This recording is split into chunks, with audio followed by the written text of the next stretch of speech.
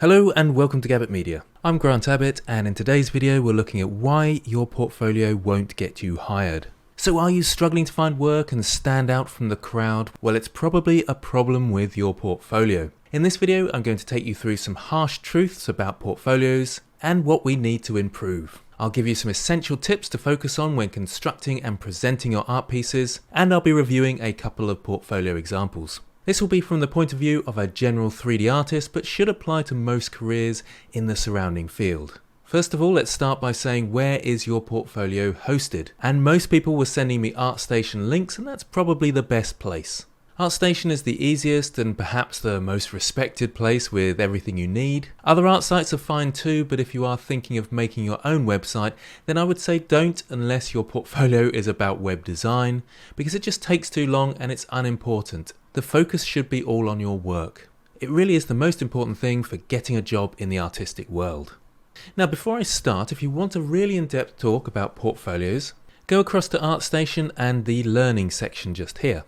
And if you type in portfolio, you'll see talks and courses about getting careers in the art industry. Also, if I take you back to the main learning page, there's a fairly new series here by Gudjon, and he's got a big guide to portfolios, resumes, and so on. And this is quite detailed and in-depth. It's almost 6 hours of content, so there's lots of useful information there for you. Now, another good site you should be checking out is 80 Level. This has some really great articles, and we can go up to the search box up here, type in portfolio, and if we scroll down just a touch, we can see loads of articles about making your portfolio. So I would suggest looking at those. They're from industry professionals, so you know you're getting good information.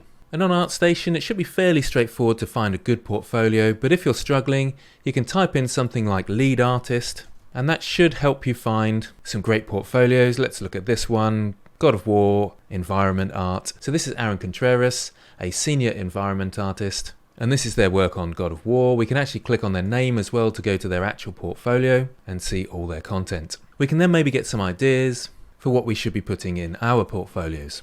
Now, the thing that really separates top artists' portfolios from amateurs and hobbyists who are dipping their toes into the industry looking for work is that these top artists have an incredible grasp of the fundamentals. Let's take a look at one of these projects, for example, just here. We've got a bit of information here. So images from an environment they had a hand in creating, and we can scroll down and see some of the detail and those items placed in the scene. So let's pause for a moment at this image here. It looks like another artist was involved in putting it all together.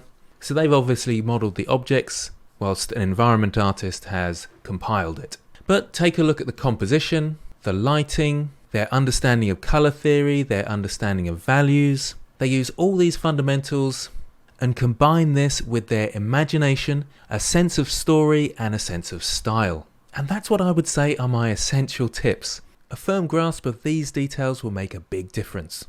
Now, lastly, you'll want to think about your presentation as well. Let's scroll up again and take a look at how they've presented their work. They've broken it down, shown how their models are placed into the scene and used within the game, but they've also shown things like the normal map, specular, gloss and color, the original base mesh sculpted, and all their attention to detail, which is giving us loads of information about their skill set and abilities. And that's what you want to get across in your portfolio. So presenting it with a bit of a breakdown like this will help to get that information across. Okay, so let's compare this to a more amateur portfolio.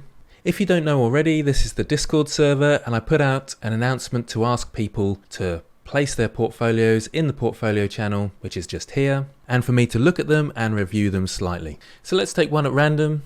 This is from Gudjon. It's worth stating that this thumbnail is quite important, so the link you send to people will give you a thumbnail, and that's people's initial impression of you. So that takes us to their site, and they've obviously got a good understanding of 3D modeling and texturing. Let's go into one of these examples. Let's take this radar tower type thing, and let's see how they've presented this. Okay, so the presentation is fairly good. They've shown some of the details as well as the main model. So we've got close-ups, lots of different angles, and the model at distance. What we don't have though is a breakdown, things like normal maps or the topology, and I'd like to be able to see that, especially if I was going to employ them for games modeling or something like that. Some of the texture resolution seems a little low, so you've got to make sure you are clear as to whether this is a game model or meant for film or television. Now this is a very good model, but I'm not really seeing a sense of style, any particular composition happening here. There's no particular story, so although this is a great model, there's lots of work gone into it, it won't really stand out from lots of portfolios out there. What we need to see possibly is this within a scene, like we've seen with the other game artist who had their models within the game. Obviously that takes a lot more work, but that's what we're going to need to do in order to push it to the next level. Let's go quickly back to the main images here. So that's a standalone model by itself. What we could do with seeing is one in situ, maybe with a bit of lighting. Let's take this one here. Again, a really nice model. This is a bit better represented here because we've got a bit of lighting going on, a bit of composition, depth of field. So it's showing off the model in a better way. Again, we've got all the angles and that's what we'd want to see. I'd like to see more of a breakdown in terms of the topology, the different maps used. So this time we actually have got a breakdown of the topology. So we can start to see whether this person has a good understanding or not. And I would say this is pretty good. It's a little bit high in places around here.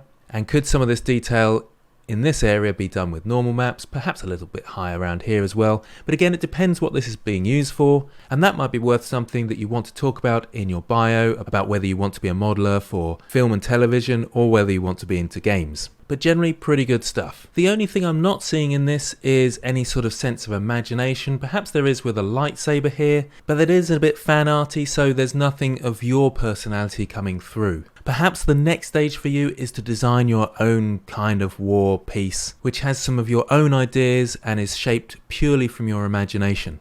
Okay, so we'll take a look at one more. Let's look at DHR54. Okay, so straight away I can see that this person has a reasonable grasp of 3D modeling, but immediately I can see that some of the fundamentals of composition, lighting, color theory that are so essential are missing a bit here. So let's take this staircase for example. Again, good competent 3D modeling, but we're not seeing any textures here, we're not seeing a lot of imagination.